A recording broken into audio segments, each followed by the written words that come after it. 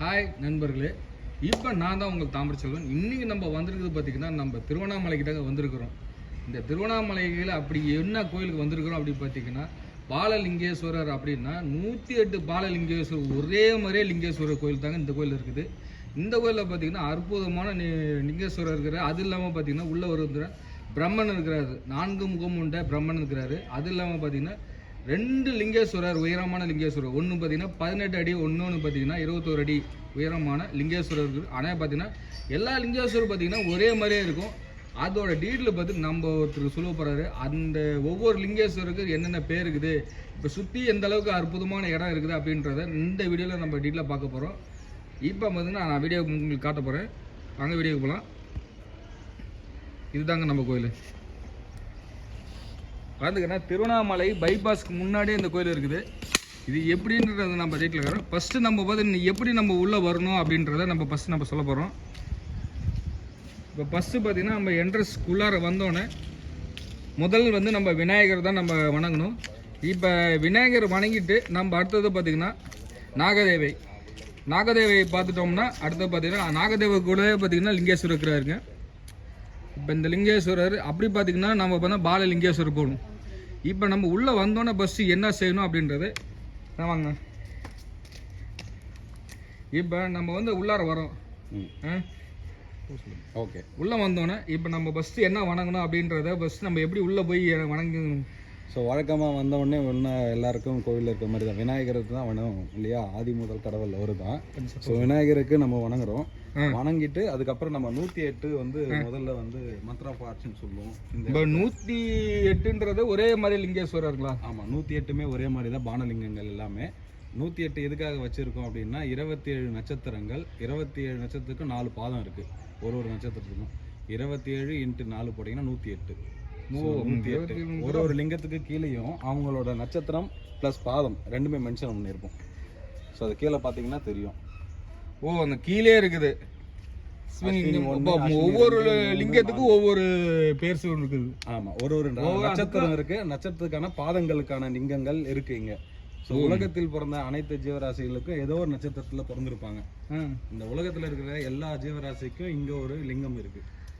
உலகத்துல இருக்க எல்லாரும், அது எந்த ரிலீஜனை சேர்ந்தவங்களாலும் சரி, அவங்க ஒரு நட்சத்திரத்தில் தான் பிறந்திருப்பாங்க. இந்த நட்சத்திரத்தில் தான் பிறந்திருப்பாங்க. அவங்க அதை யூஸ் பண்ணலாலும் அவங்களுக்கான லிங்கம் கூட இங்க இருக்கு. அவங்களுக்கு உண்டான லிங்கம் கூட இங்க இருக்குது. ஏன்னா எவ்ரிடே ஒரு நட்சத்திரம் இருக்கு. அந்த நட்சத்திரத்துக்கு ஒரு பாதம். அப்பனா இந்த கோயில வந்தோம்னா நட்சத்திரக்கு உண்டான லிங்கம் இங்கே பார்க்கலாம். நம்ம இது நட்சத்திர கோயிலும் சொல்லுவாங்க நிறைய பேர். இதுல இன்னும் ஒரு ஸ்பெஷல் என்னன்னு பாத்தீங்கன்னா 2 லிங்கத்துக்கு ஒரு வில்வ மரம் வச்சிருக்கோம். ஸோ இன்னும் ஒரு 5 வருஷத்துக்கு கீழே பார்த்தீங்கன்னா அடுத்தது லிங்கம் எல்லாமே வில்வ மரத்துக்கு கீழே உட்காந்துருக்க மாதிரி இருக்கும்.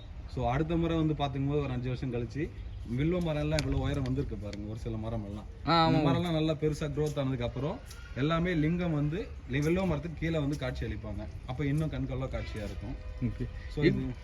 சரி, இப்போ ஒருத்தரும் பார்த்தீங்கன்னா இப்போ நம்ம வணங்கணும் அப்படின்னா நம்ம விநாயகரை பார்த்தா 108 லிங்கம் சுற்றி வந்தால் நம்ம அந்த பலன் கிடைக்கும்ன்றது என்ன காரணம்னு சொன்னீங்கன்னா இந்த லிங்கத்துக்கான ஒரு ஸ்பெஷல் இருக்குது. ஸோ இது பார்த்தீங்கன்னா பானலிங்கம்ன்றமோ. இந்த பானலிங்கம்ன்றது எங்கேருந்து எடுத்துகிட்டு வரோம்னா மத்திய பிரதேசம். இந்த மத்திய பிரதேசத்துக்கு இது எப்படி வந்துச்சு அப்படின்னு கேட்டிங்கன்னா ஒரு காலகட்டத்தில் விண்வெளி கற்கள், இது எல்லாமே நம்ம உலகத்தை சேர்ந்த கற்கள் இல்லை, விண்வெளியிலிருந்து நம்ம பூமியை துளையிட்டு அது இந்தியாவில் மத்திய பிரதேசன்ற ஒரு இடத்துல மட்டும்தான் துளையிட்டு போனது. அது நாளடைவில் அப்போல்லாம் யாரும் பெருசாக வணங்கலை. இப்போ எல்லாருமே எடுத்து இந்த பானலிங்கத்தோட அருமை தெரிஞ்சதுக்கப்புறம் எல்லா இடத்துலையும் வீட்டுங்களுக்கு சின்னதாக வச்சிருக்காங்க. பெரிய அளவுல கோவில் எதுவும் இல்லை. இது ஆமா, இப்ப பானலிங்கேஸ்வரர் எங்கேயுமே பெரிய அளவுக்கு கோவில் கிடையாது. இந்தியாவில் நம்ம கோவில் 3வது கோயிலாகவும் தமிழ்நாட்டில் கோயிலாகவும் இருக்கு இங்க. ஆமா, ஆனா நானும் இப்பதான் ஆச்சரியப்படுறேன். தமிழ்நாட்டுல இப்படி ஒரு கோயில் இருக்குது அப்படின்றதுக்கு எல்லாரும் எதிர்பார்ப்பாங்க. இப்ப நீங்க இதெல்லாம் சொல்லியிருக்கிறீங்க முன்னாடியே பார்த்தீங்கன்னா அவங்க ஒரு கரணங்கத்துக்கு தான் அந்த மாதிரி லிங்கம் வச்சுக்கிறீங்க சொல்லிக்கிறீங்க. இப்போ மக்கள் அதுதானே எதிர்பார்ப்பாங்க. அவங்களோட ராசி நட்சத்திர பிறந்தநாள் இந்த மாதிரிட்ட தான் கரெக்டாக நம்ம செலிப்ரேட் பண்ணணும். பட் எல்லாமே காலப்போக்கில் ஆங்கில புத்தாண்டு, ஆங்கில பிறந்த நாள் அப்படி தான் கொண்டாடிட்டு இருக்காங்க. கரெக்டாக கொண்டாடணும்னா அந்த நட்சத்திர பிறந்த நாள், அவங்க பிறந்தது அந்த நட்சத்திரம், அந்த நட்சத்திரத்துக்கு ஒரு நாள் வரும் இல்லையா, அன்றைக்கி தான் பிறந்த நாளை கொண்டாடணும். பட் அது எல்லாருமே மாற்றி காலப்போக்கில் எது ஈஸியாக இருக்கோ அதை பண்ண ஆரம்பிச்சிட்டாங்க. இப்போ அந்த மாதிரி தான் இந்த பானலிங்கங்கள் பார்த்தீங்கன்னா ஸோ ஒன்று ஒரு கலரில் இருக்கும். நல்லா பார்த்தீங்கன்னா ஒவ்வொரு லிங்கமும் மேலே வந்து ஒரு கலரில் இருக்கும். என்ன ஆமா காரணம் ஆமா கேட்டீங்கன்னா, ஒவ்வொன்றுக்கும் ஒவ்வொரு கலர்ஸ் இருக்குது. அது அதுல 2 டெக்ஸ்டர் இருக்கும் பாருங்க. அது பக்கத்துலேயே பார்த்தீங்கன்னா 3ஆவதா ஒரு கலரும் தெரியும். இங்கே ஒன்று இருக்கும், இது கீழே ஒன்று இருக்கு, இங்கே ஒன்று இருக்கு இல்லைங்களா? So, இந்த மாதிரி காரணம் என்னன்னா, ஒவ்வொரு பானலிங்கத்துக்கும் ஒவ்வொரு கலர்ஸ்ல இருக்குது. ஆமா இருக்கு. அது எப்படி இருக்குன்னா 5 கல்லு வந்து, அதாவது பாறைகள் வந்து ஒன்றோடு ஒன்று அந்த ஹீட்ல உள்ள போகும்போது ஒன்னோட ஒன்று பிளெண்ட் ஆகி அந்த பிளெண்ட்ல உருவான கல்கள் தான் இதெல்லாம். 5 கல்லு வந்து ஒண்ணா சேர்ந்தது. ஸோ இந்த இன்னொன்று நான் ரீசெண்டாக ஒரு பானலிங்கம் நான் பார்த்துருக்கிறேன். இப்போ அந்த பானலிங்கில் தண்ணி ஊற்றினா தண்ணி ஒரியுன்னு சொல்கிறாங்களே, அந்த மாதிரி எதாவது இருக்குங்களா? அந்த மாதிரி இல்லை, நானும் பார்த்தது இல்லை. ஆனால் தண்ணியே நிற்காது. தண்ணி வந்து எல்லாம் யூஸ்வலாக இந்த மாதிரி ஷேப்பில் இருக்க எதுக்கு ஊற்றினாலும் நிற்காது. அது வந்து உண்மையும் கிடையாதுன்னு நினைக்கிறேன். என்னோட கருத்து தான் நான் சொல்கிறேன், மற்றவங்களை யாரும் முன்படுத்துறதுக்கு இல்லை. பட் அந்த மாதிரிலாம் எதுவும் கிடையாது. இப்போ நம்ம 108 லிங்கத்துக்கு நம்ம வருஷம் பார்த்துட்டு ஒரு மேஜிக் டூலாக பார்க்கக்கூடாது. சாமியாக பார்த்து வணங்கினா அதுவே எல்லா பலனுங்களும் கிடைக்கும். கரெக்டாக சொன்னீங்க ஒரு பாயிண்ட். இப்போ என்னன்னா மக்கள் அதுதான் எதிர்ப்பாங்க. நம்ம மேஜிக் மூலயமா பார்க்க முடியாது. சாமியே தண்ணி ஊற்றினா தண்ணி உறிஞ்சா மட்டும்தான் அந்த இடம் ஃபேமஸ் ஆகும். அங்கே போயிட்டு வந்து மக்கள் எல்லாம் குவிவாங்கன்னும் போது தான் அது தப்பாக போய் முடியுது. சாமியை வந்து சாமியாக பார்த்து எங்கே இருந்தாலும் எப்படி இருந்தாலும் போய் வணங்கினா சாமி நமக்கான நல்லது செஞ்சு கொடுப்பாரு. ஓகேங்க. இப்போ அடுத்ததான் நம்ம பார்க்க போகிறது பார்த்தீங்கன்னா, ஒரு முன்னாடி ஒரு இப்போ 108 லிங்கம் சுற்றிட்டு வந்துட்டோம். இப்போ அடுத்ததாக பார்த்தீங்கன்னா இங்கே முன்னாடி ஒரு அம்மன் இருக்கிறாங்க, காமாட்சி அம்மன். இந்த காமாட்சின்னு எத்தனை அடி உயரம் அப்படின்றது? ஸோ உயரம் ஸ்பெசிஃபிக்காக மென்ஷன் பண்ணல. இது வந்து காமாட்சி அம்மன் எதுக்காக இங்கே வந்ததுன்னு ஒரு ஸ்டோரி சொல்கிறேன். ஸோ இங்கே வந்து பார்த்தீங்கன்னா காமாட்சி அம்மன் இருப்பாங்க. இந்த பக்கம் பார்த்தீங்கன்னா மரம் இருக்கும். பக்கத்தாலே இருக்குது. ஆமா, காஞ்சிபுரம் காமாட்சி அம்மனுக்கு வந்து தலைவிருட்சம் மாமரம் தான்.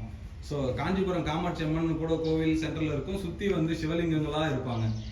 நிறைய கோவில்கள் இருக்கும், சிவன் கோவில். அதே மாதிரி தான் வந்து இங்க வந்து என்னன்னா சென்டர்ல காமாட்சி அம்மன், சுத்தி 108 லிங்கங்கள், சுத்தி சிவன் கோவில்களா இருக்கு நமக்கு இடத்துல அமைக்கப்பட்டிருக்கு.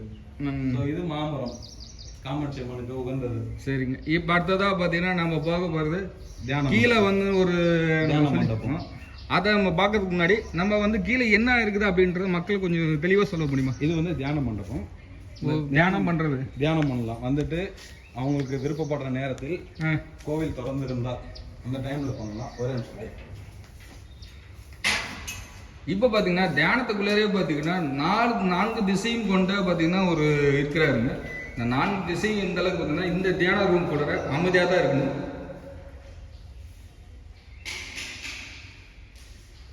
நம்ம 4 திசையும் கொண்டா பார்த்தீங்கன்னா ஒவ்வொரு திசையிலும் ஒவ்வொரு தெய்வங்கள் இருக்கிறாங்க. இந்த தெய்வத்தை பற்றி நீங்கள் என்ன சொல்ல போறீங்க? ஸோ இதில் வந்து பார்த்தீங்கன்னா சிவபெருமான். நிறைய பேர் 4 முகம் இருக்கிறதுனால பிரம்மா நினச்சிக்கிறாங்க. பிரம்மா கிடையாது. ஆனால் நானே அதை நினைச்சேன். பாஸ் ஸ்டார்டிங்ல ஒரு பிரம்மன் சொல்லிவிட்டேன். சாரி, பிரம்மா இதில் பார்க்குறாங்க, யாரும் வச்சுக்காதீங்க. புது கோவில் இருக்காரு. இங்கே வந்து சிவன் தான். இது ஆக்சுவலா சிவனுக்கு பஞ்சமுகம் இருக்கு இல்லையா, அதில் 4 பக்கம் 4 திசையை நோக்கி 4 சிவனும், தலை உச்சியில வந்து ஒரு சிவன். அதை தான் நம்ம மேலே வந்து மெயினான பிரதான கடவுளாக வச்சிருக்கோம். இப்போ தலை உச்சியில பார்த்தோம்னா நம்மளுக்கு தெரியும். தலை உச்சியில பார்த்தீங்கன்னா 4 திசைக்கு கொண்ட சிவபெருமான். அவருக்கு சென்டரா அப்படியே மேலே வந்து பார்த்தீங்கன்னா பெரியவர் இருப்பார். இப்போதான் இதுக்கு மேலே பெரியவர் வச்சிருக்கிறீங்க. அவர் தான் தலை உச்சியில் இருக்கிற மாதிரி நம்ம அமைச்சிருக்கோம். அதை இப்போ நம்ம மேலே போய் பார்க்கலாம். மேலே போய் பார்த்துக்கலாங்களா? இப்போ நம்ம அதுக்கு நம்ம மேலே போய் பார்க்குறோம். இந்த மேலே போகிறப்ப பார்த்தீங்கன்னா 21 அடி உயரமான லிங்கேஸ்வரர், பானலிங்கேஸ்வரர். இப்போ அவரை பற்றி நம்ம என்னன்னு கேட்க போகிறோமா அங்கே? இப்போ அவரை பற்றி ஒரு ஏதோ டீலாக சொல்லுங்கள். ஸோ இவர் வந்து என்னோட பர்சனல் ஃபேவரட்னு சொல்லலாம். மிகச்சிறந்த ஆசான் எனக்குன்னு சொல்லலாம். மிகச்சிறந்த ஆசானே எனக்கு லைஃப்பில் கொஞ்சம் லெசனாக கொடுத்து. நந்தீஸ்வரரே இவ்வளோ நந்தீஸ்வரர் நான் இப்போ தான் பார்த்துக்கிறேன். இவ்வளோ இது ஒரு எவ்வளோ உயரம் இருக்கும்? ஒரு எத்தனை டன்னுன்னு சொல்ல முடியும்? அதெல்லாம் இல்லை, ஸ்பெசிஃபிக்காக எதுவுமே நம்ம வந்து சொல்ல முடியாது. ஏன்னா அதிகாரப்பூர்வமாக சொல்லும்போது தான் சொல்ல முடியும். சரி, அதை விட்டுருங்க. முறையில் எதுவுமே சொல்ல முடியாது. அதை விட்டுருங்க. இப்போ இங்கே ஒரு நந்தீஸ்வரர் இருக்கிறாரு, இப்போ பானலிங்கேஸ்வரர் இருக்கிறாரு. ஆமாம், அருணபானலிங்கேஸ்வரர் இவர் பேர். இவர் நாங்கள் பெரியவர்னு சொல்லி எங்களோட செல்லமாக கூப்பிடுவோம். இவர் வந்து பெரியவர்னு சொல்லி நீங்கள் செல்லமாக கூப்பிடுறீங்க. அவர் பக்கத்துலேயே சின்னவர் ஒருத்தர் இருக்கார். இவரோட தம்பி மாதிரி நாங்கள் வணங்கிட்டு இருக்கோம். அவர் வந்து 11 அடி உயரத்தில் இருக்காரு. இப்போ இந்த 21 அடி நம்ம பார்ப்போம். 21 அடி பானலிங்கேஸ்வரர் எந்த அளவுக்கு உயரமாக இருக்கிறாரு அப்படின்றது இங்கே 2 பேருக்கு நடுவில் நந்தி பெருமான் லிங்கேஸ்வரருக்கு சென்டரில் மலை தெரியும் பாருங்கள். அந்த இப்போதைக்கு உங்களுக்கு பகலில் க்ளவுடியாக இருக்கிறதுனால உங்களுக்கு கொஞ்சம் கம்மியாக இருக்கும். ஜூம் பண்ணி பார்த்தீங்கன்னா தெரியும், நடுவில் மலை தெரியும். அண்ணாமலையார் காட்சியளிப்பார். நம்ம அது பார்க்கலாம்.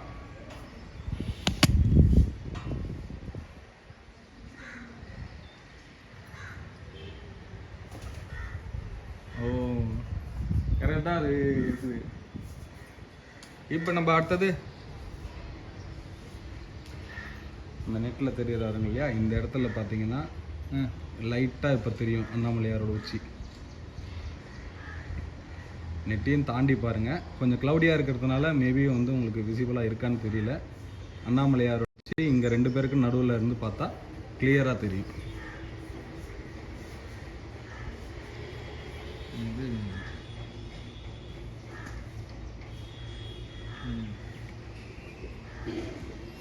இப்போ நம்ம அடுத்ததாக நம்ம போக போகிறோம். இப்போ இவரை பார்த்தோம் 21 பார்த்தோம். இப்போ 21 அடி இவர் எந்த அளவுக்கு பிரம்மாண்டமான இருக்கிறாரு அப்படின்னு பாருங்க. பானலிங்கேஸ்வரர் எந்த அளவுக்கு பிரமிக்க வைக்கக்கூடிய பானலிங்கேஸ்வரர் தான். இப்போ நம்ம அடுத்ததான் நம்ம பார்க்க போகிற தெய்வம் பார்த்தீங்கன்னா 11 அடி.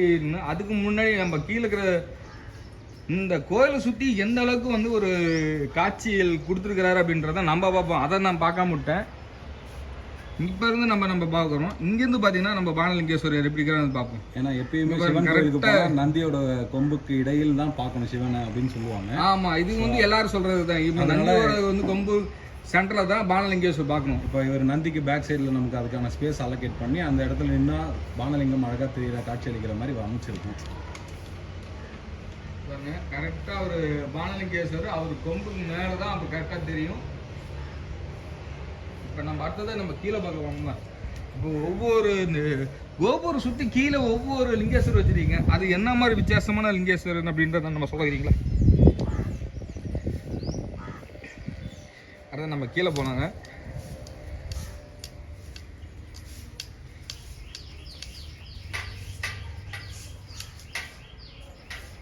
ஸோ இந்த போர்டுக்கான காரணம் என்னன்னா நம்ம சுவாமிஜி சுவாமி அம்மா 2 பேரோட பேரு தான் இது. ஸோ சுவாமி திவ்யானந்த சரஸ்வதி, சுவாமினி பேரு திவ்யானந்த சரஸ்வதி. இவங்க 2 பேர் தான் இந்த கோவிலை கட்டி பராமரிச்சுட்டு வராங்க. தமிழ்ல அந்த பக்கம் இருக்கு.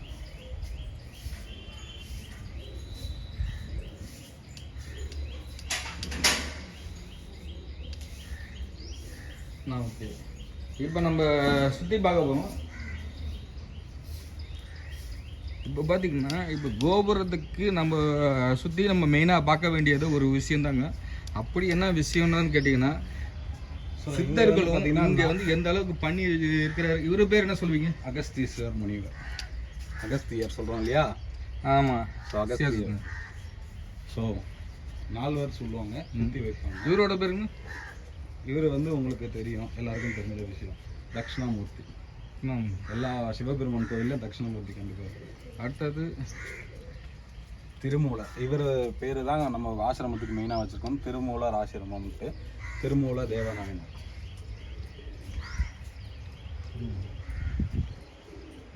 மாணிக்க வாசகர். ஸோ சிவபெருமான் ஒரு யானையை வந்து கிழிச்சு கொண்டு வெளியே வர்றாரு. ஓ, இவர் நடராஜர் தானே? இல்லை, சிவபெருமான். சிவபெருமான் தான் நடராஜர். யானை வடிவம் கொண்ட யானையை வந்து அடக்கி வெளியே வர்றாரு. இந்த அளவுக்கு எங்கேயுமே இந்த மாதிரி காட்சி எங்கேயுமே கிடையாது. இருக்கிறதுல பெஸ்ட் ஆஃப் த பெஸ்ட் இந்த கோயிலோட சிறப்பு அம்சம். இப்போ நம்ம அடுத்ததான் பார்க்க போகிறோம். சுந்தரர்னு சொல்லுவாங்க, நம்பி ஆரோட. திருநாவுக்கரசர் அப்பர் சொல்றாங்க இல்லையா? ஸோ இது வந்து சண்டிகேஸ்வர அனுகிரகம். நம்ம லைனில் பார்த்துட்டு இருக்கிற இடம் இந்த சேனல் எல்லாமே ஷேர் பண்ணி விடுங்க. அப்போ தான் நம்ம இந்த கோயில் இருக்கிறது அப்படின்றது மக்களுக்கு தெரியணும். நீங்கள் ஷேர் பண்ணுற அளவுக்கு தான் நம்மளுக்கு வந்து இந்த கோயில் எங்கே இருக்குது அப்படின்றனா நம்ம திருவண்ணாமலை பைபாஸ் கிட்ட தாங்க இருக்குது. அதோட இடமும் லொக்கேஷன் நான் டிஸ்கிரிப்ஷனில் கொடுத்துட்றேன். இதோட முழு வீடியோவும் வந்து நான் என்னோட யூடியூப் சேனலில் உங்களுக்கு வந்துடும். சண்டிகேஸ்வர அனுகிரக மூர்த்தி ஸோ எல்லாரும் கோவில் அண்ணாமலையார் கோவிலோ இல்லை எந்த சிவதலத்துக்கு போனாலும் சுற்றிக்கிட்டு வந்து இந்த பக்கம் சண்டிகேஸ்வரர் இருப்பார், அவர்கிட்ட போய் எல்லாமே கிளாப் பண்ணியோ இல்லை சிட்டிக்கு போட்டோ காணிப்பாங்க இல்லையா, அந்த சாமி தான் இவர் சண்டிகேஸ்வரர். பட் எங்கே போனால் நிறைய பேர் நிறைய விதமாக கதை சொல்லுவாங்க. என்ன காரணத்துக்காக நம்ம கையை தட்டுறோம், என்ன காரணத்துக்காக நம்ம சிட்டிக்கு போடுறோம், சாமி வந்து ஆனந்த தியானத்தில் இருப்பார், அவரை நம்ம எழுப்பி நம்ம சொல்லிட்டு வரோம், இல்லை தூங்கிட்டு இருப்பார், இல்லை காது கேட்காத சாமி, இந்த மாதிரி ஒரு சில கதைகள்லாம் இருக்குது. அது உண்மை கிடையாது. என்னன்னா அவர்கிட்ட சிவன் சொத்து, அவர் தான் கஸ்டோடியன். சிவன் ப்ராப்பர்ட்டி, மொத்த ப்ராப்பர்ட்டிக்கு அவர் தான் கஸ்டோடியன். ஸோ அவர் வந்து சிவன் சொத்துக்கு மொத்தமும் அவர் தான் பாதுகாவலர், பாதுகாப்பார் எல்லாமே. ஸோ நம்ம கோயிலுக்கு போயிட்டு சாமியை வணங்கிட்டு வந்துட்டு அவர்கிட்ட நம்ம கையை தொடச்சி காமிக்கிறோம், நம்ம கிட்ட சிவன் சொத்து எதுவும் இல்லை, தூசி தூம்பு இருந்தாலும் அந்த இடத்துல விட்டுட்டு போயிடுறோம் அவர்கிட்டன்ட்டு தான் அவர்கிட்ட ரெஜிஸ்டர் பண்ணிட்டு நம்ம மூவ் ஆகி வெளியே போகணும் கோவிலை விட்டு. அதனால தான் அவர் வந்து சுற்றி வர இடத்துலயே இருப்பார். ஸோ கொன்றை மாலை சிவனுக்கு பிடிச்சது வந்து கொன்றை மாலை. அவர் தலையில எப்பயுமே சரங்கொன்றை இருக்கும். அந்த கொன்றை மாலை எடுத்து அவருக்கு வந்து பார்வதி பரமேஸ்வரன் ஆகிய இவங்க இருவரும் சேர்ந்து தலையில வந்து இந்த கொன்றை மாலையை சுத்துறாங்க. அதுதான் இந்த காட்சி. ஸோ இந்த மாதிரி வந்து என்னோட சொத்துக்கு எல்லாத்துக்கும் நீங்க தான் வந்து பொறுப்பு அப்படின்ற மாதிரி. அடுத்ததான் நம்ம பார்க்க போறோமா, இவரை பத்தி என்ன சொல்றீங்க? இவரை பத்தினா ஞான சம்பந்தம் சம்தாங்கண்ணா. ஸோ இதுக்கப்புறம் நம்ம வந்து சின்னவர் பார்க்க போகிறோம். இப்போ நம்ம அடுத்தது சின்னவர் பார்க்குமா, அதுக்கு முன்னாடி பார்த்தீங்கன்னா பைரவர் எப்பயுமே நம்ம பார்த்தாகணும். ஏன்னா சிவனோட நமக்கு இன்னைக்கு இந்த எல்லாரும் அதுதானே எல்லாமே எதிர்பார்ப்பாங்க. காலத்தை நிர்ணயம் பண்றவர் அவர் தான். இந்த நிமிஷம் நீங்க இங்க வரணும், இந்த காலத்தை வென்றவர் கால அப்படின்னு சொல்லுவாங்க. கால பைரவர் அவர் தான்.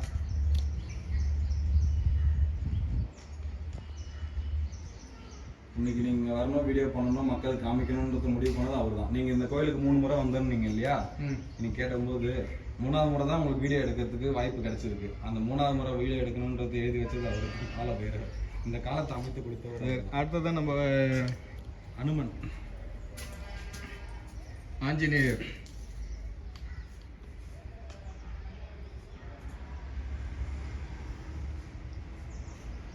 இந்த பக்கம் பாத்தீங்கன்னா கொடி மரம் இருக்கும்.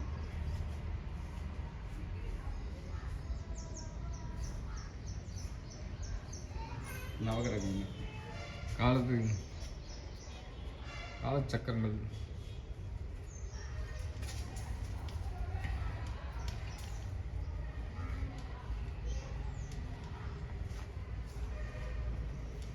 அந்த நம்ம இன்னைக்கு பார்க்க போறது பார்த்தீங்கன்னா அதுக்கு முன்னாடியே நம்ம இன்னொரு தெய்வத்தை பார்க்க போறோம். இப்போ இவரை பத்தி சொல்லுங்க. அப்படின்னு நடராஜர் பெருமான், இவரை பத்தி நடராஜர். ஆமா, எல்லாரும் பார்த்தீங்கன்னா இப்போ உயரமான நடராஜர்.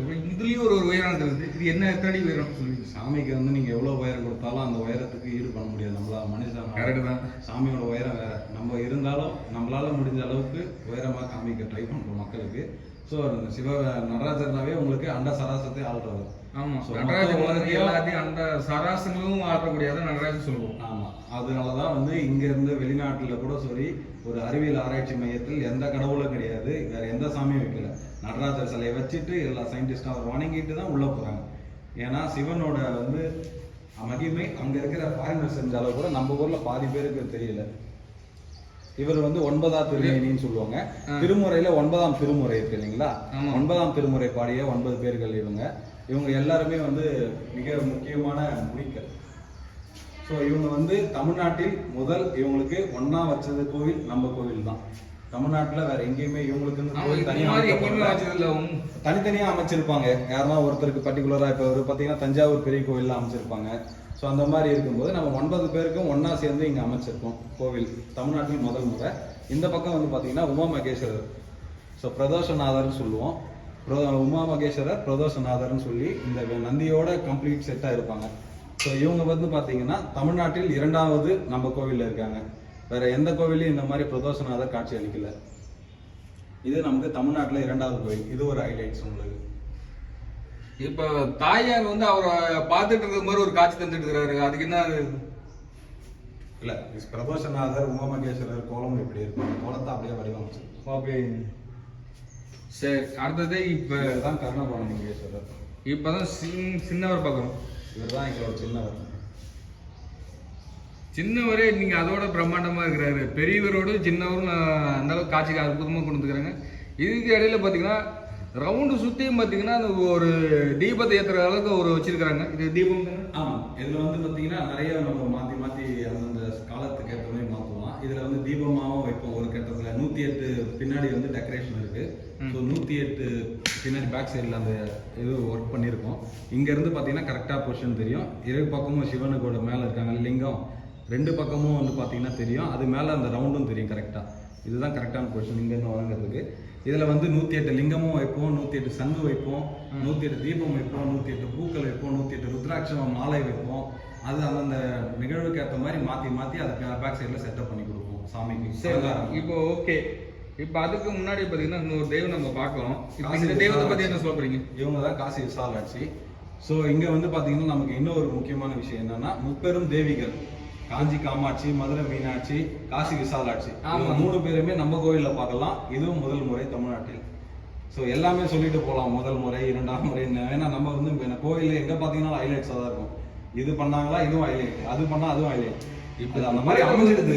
இல்லாத தெய்வங்களே இல்ல மாதிரி கிடையாது. ஆமா, எல்லா தெய்வங்களும் இருப்பாங்க. ராசி பலனான உண்டனும் தெய்வமும் இருக்குது, எல்லா விதமான தெய்வங்களும் இங்க இருக்குது. கண்டிப்பா நம்ம பக்கம் இந்த கோயிலுக்கு வரணும் அப்படின்னு வச்சுன்னா மக்களுக்கு எப்படி சொல்லுவீங்க? அதை மட்டும் ஒரே நிமிஷம் இருங்க.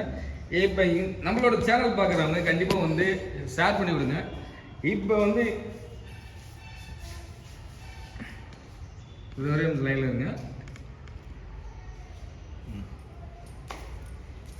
வணக்கம் நண்பர்களே, நான் இப்போ வந்திருக்கிறேன். அதான் பார்த்தீங்கன்னா வித்தியாசமான இந்த ஒரு கோயிலில் தாங்க நான் வந்திருக்கிறேன். இந்த கோயிலில் பார்த்தீங்கன்னா அற்புதமான விஷயங்களை ஒவ்வொன்றும் வந்து லைனாக சொல்லிட்டே வந்துருந்தாரு. இப்போ என்னென்ன தெய்வங்கள் இருக்குது, எப்படி வணங்கி வரணும் அப்படின்றத அவர் வந்து டீட்டெயிலாக சொல்லிட்டாரு.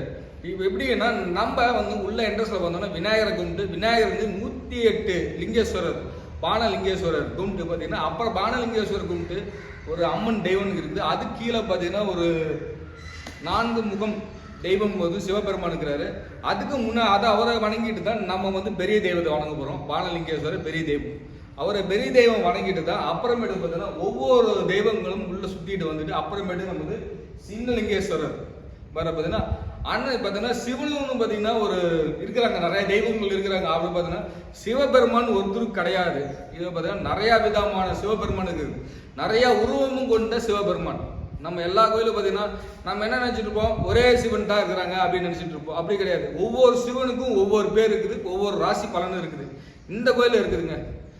அப்படி என்னடா இந்த கோயில இருக்கு அப்படின்னு கேட்டீங்கன்னா, இங்க வைக்கிறது எல்லாமே பார்த்தீங்கன்னா ஒவ்வொரு கல்லுலையும் ஒவ்வொரு ராசி இருக்குது. உங்களுக்கு பலன் கிடைக்கணும் அப்படின்னா இந்த கோயிலுக்கு வாங்க. இந்த கோயிலுக்கு வந்து உங்க பலனை வந்து உங்களுக்கு இந்த பிரச்சனை இருக்குதா அப்படின்றத கண்டிப்பா வந்து இந்த கோயில தீர்க்கும் அப்படின்றத நான் சொல்லுவேன். ஏன்னா இந்த அளவுக்கு பார்த்தீங்கன்னா ஒவ்வொரு கல்லுக்கும் ஒவ்வொரு 108க்கும் பானலிங்கேஸ்வருக்கும் ஒவ்வொரு ராசி இருக்குது. அதுக்கு தான் இந்த பானலிங்கேஸ்வரர் சொல்றாங்க. பார்த்தீங்கன்னா ஒரே மரே தெய்வம் கொண்ட பானலிங்கேஸ்வரர். இந்த இடம் வந்து அவர் சொல்லுவாரு. அப்படியே நீங்க சொல்லுங்க பார்க்கலாம், கரெக்டாக இடம் எப்படி? திருவண்ணாமலை அண்ணாமலையார் சன்னதியிலிருந்து நம்ம கோவில் வந்து 5 கிலோமீட்டர் தொலைவில் அமைந்திருக்கு. தண்டராம்பட்டு ரோடு இல்லை கள்ளக்குறிச்சி ரோடு சொல்லலாம். ஸோ அங்கே வந்து பார்த்தீங்கன்னா நல்லவன்பாளையம்ன்ற கிராமம். நல்லவன்பாளையம் கிராமம் வந்து உங்களுக்கு இறங்கிட்டு அங்கேருந்து என்னோட நம்பரை நான் இங்கே நோட் பண்ணிக்கிறதா பண்ணிக்கங்க. 84 89 88 99 22 இந்த நம்பருக்கு கால் பண்ணிங்கன்னா கூட உங்களுக்கு நான் இங்கே வரத்துக்கான லொக்கேஷனோ இல்லை வழியோ உங்களுக்கு சொல்லிவிடுவேன் வாட்ஸ்அப்பில். அடுத்தது மிக முக்கியமான ஹைலைட்ஸ் காமிக்க போகிறோம். அப்படியே மிஸ் பண்ணிடாதீங்க, இன்னும் கண்டினியூ பண்ணி வாட்ச் பண்ணுங்க. ஓகே, இப்போ கரெக்டாக சொல்லிட்டாரு. அவரோட நம்பரும் அவர் சொல்லிட்டாரு. அதுக்கு முன்னாடி அவரோட நம்பரும் இடமும் நான் லொக்கேஷன் டிஸ்கிரிப்ஷனில் கொடுத்துட்றேன். அவர் நீங்கள் அவர்கிட்ட டேரெக்டாக ஃபோன் பண்ணி கேட்டுக்கலாம். எப்போ இந்த டைம், இப்போ நம்ம கோயிலுக்கு வரணும்னா என்ன டைம் திறந்து இருப்பீங்க? காலையில் 8 மணிக்கு நீங்கள் வரலாம். மதியம் 1 மணி வரையும் இருக்கும். மறுபடியும் ஈவினிங் 4 மணிலேருந்து 7 மணி வரையும் இருக்கும். 7 மணி வரைக்கும் இருக்கும். ஓகே, டைம் தெரிஞ்சிட்டீங்களா? கண்டிப்பாக வாங்க மக்களே. அதுக்கு முன்னாடி அவரோட நம்பரும் சொல்லிட்டாரு. அவர் நீங்கள் கால் பண்ணிட்டு கூட நீங்கள் வரலாம். நீங்கள் என்ன பூஜை பண்ணணும் அப்படின்னு நினச்சிங்கன்னா அவருக்கு ஒரு ஃபோன் பண்ணி சொல்லிடுங்க, எனக்கு இந்த ராசி இருக்குது, இந்த மாதிரி பூஜை பண்ணணும் அப்படின்னு சொன்னீங்கன்னா கண்டிப்பாக அவர் சொல்லிடுவார். இப்போ வரணும்னா உங்ககிட்ட ஒரு ஃபோன் பண்ணி கேட்கலாங்களா? ஃபோன் பண்ணி சொல்லுங்கள், நாங்கள் வந்து அதுக்கான ஏற்பாடுகள் பண்ணிவிடுவோம். இதில் நமக்கு முக்கியமான விஷயம் என்னன்னு பார்த்தீங்கன்னா 108 பானலிங்கங்களுக்கு யாருக்கு பிறந்த நாள் இல்லை யாருக்கு கல்யாண நாளோ இது வேறு என்ன ஃபங்க்ஷன் இருக்கோ அவங்களே அவங்க கையால் அபிஷேகம் பண்ணலாம். அது ஒரு முக்கியமான விஷயம். எல்லா கோவில்லையும் அந்த மாதிரி அபிஷேகம் பண்ணலாம். ஆமாம், எல்லா கோயிலையும் அலோவ் பண்ண மாட்டாங்க. நம்ம கோவிலில் வந்து சாமிஜியோட இன்ஸ்ட்ரக்ஷன் படி டூ இட் அவர் செல்ஃப்னு சொல்லி சாமிஜி வந்து சொல்லுவார் எப்பப்போ. அந்த மாதிரி அவங்களே வந்து லிங்கத்துக்கு தன்னோட லிங்கத்துக்கு தானே வந்து அபிஷேகம் பண்ணி அர்ச்சனை பண்ணி எல்லாம் எடுத்துகிட்டு போகலாம். அதுக்கு கூட வந்து நம்ம ஐயருங்க உறுதுணையாக இருப்பாங்க, அவங்களும் கைட் பண்ணுவாங்க என்ன மாதிரி உங்களுக்கு அடுத்தடுத்து ஸ்டெப் பண்ணணும்னு சொல்லிட்டு. பரவாயில்லையே, இவ்வளோ விஷயம் இருக்குது. அப்பனா நீங்களே நினச்சி பாருங்க, உங்கள் கையால் எல்லாமே பண்ணலாம் அப்படின்றத அவர் தெளிவாகவே சொல்லிட்டாரு, எல்லா வீட்லையும் சொல்லிட்டாரு.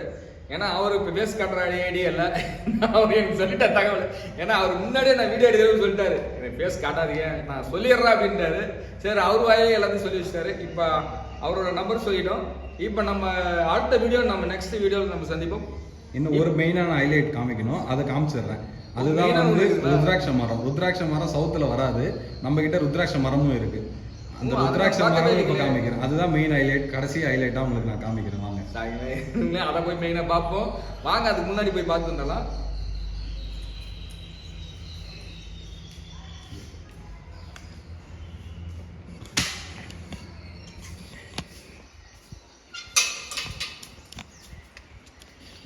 அதுக்கு முன்னாடி பார்ப்போம்.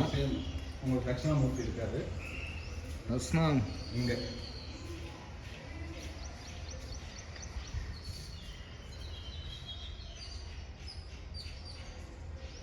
இந்த பக்கம்தான் வந்து திருவண்ணாமலைக்கு அடையாளமான லிங்கோத்பவர்.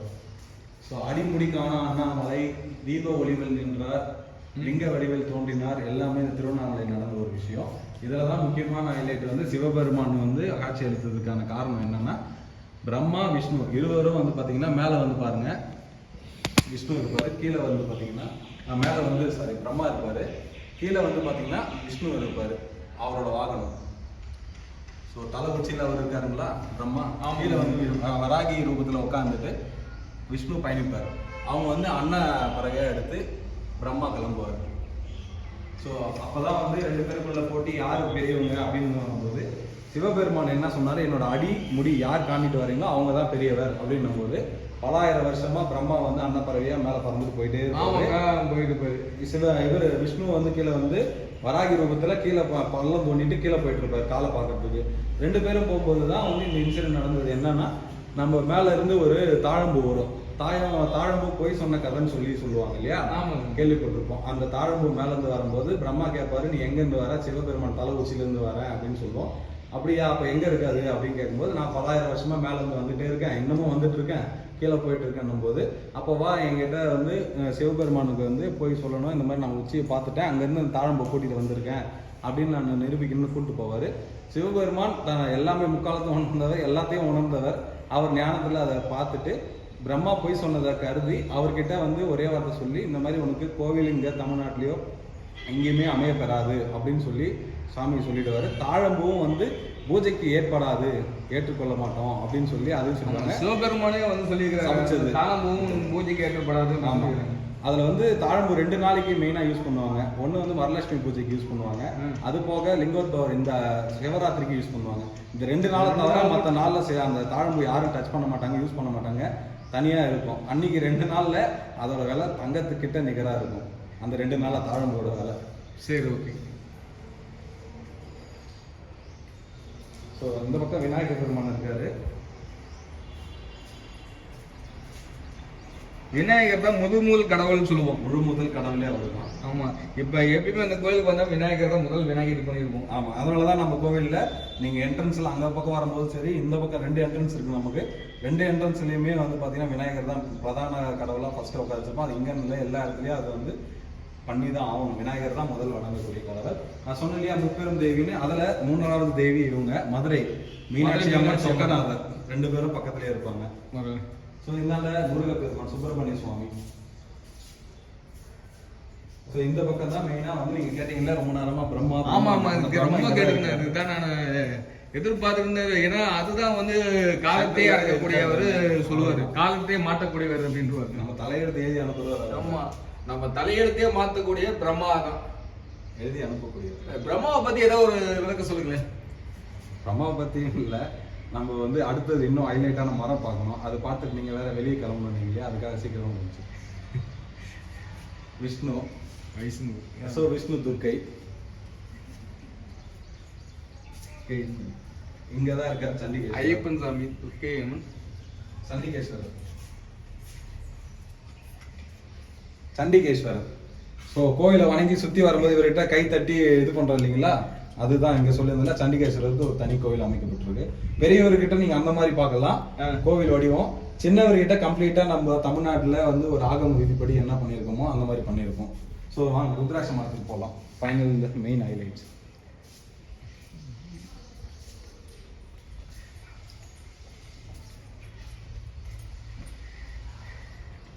ஸோ இதுதான் 3 முக ருத்ராட்ச மரம். ருத்ராட்ச மரமா? ஆமாம், இதுதான் 3 முக ருத்ராட்ச மரம். நீங்கள் அதில் பார்த்தீங்கன்னா இந்த ஈல்டு இந்த மந்தோட கடைசி அதில் ருத்ராட்சமும் இருக்கும். நீங்கள் மரத்திலே பார்க்கலாம் டைரெக்டாக. கிரீன் கலர் தான் மக்களுக்கு தெரியணும். இப்போ நம்ம பார்க்குறோம் அப்படின்னா இங்கே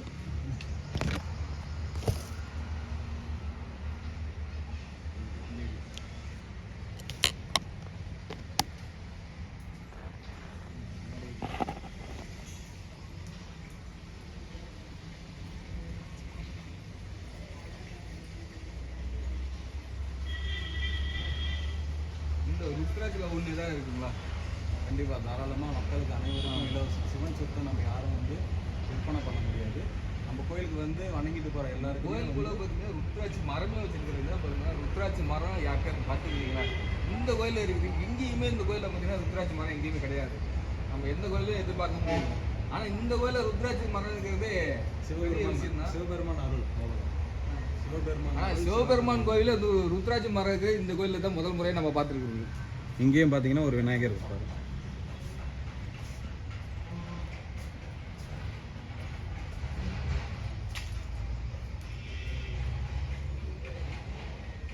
ருத்ரா விநாயகர்னு நாங்கள் செல்லமாக கூப்பிடுறோம். ருத்ராட்சி மரம்.